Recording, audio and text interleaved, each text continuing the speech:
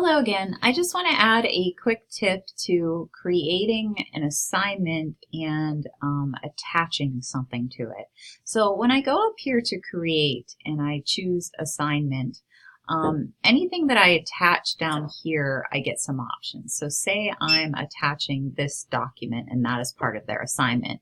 Notice how as soon as I attach something from Google Docs, it gives me the option to allow students just to view the file, to give students the opportunity to be able to edit the file or to make a copy for each individual student, okay? So that gives me a lot of power as a teacher, because if I want students to do something collaborative, I can give them access to edit the file and then they can collaborate within that document together. However, if that document is some sort of template that they're supposed to use to do an individual assignment, then I might just decide to make a copy for each student so that they don't have to go and create a copy of that assignment for themselves. That copy will automatically go to their Google folder.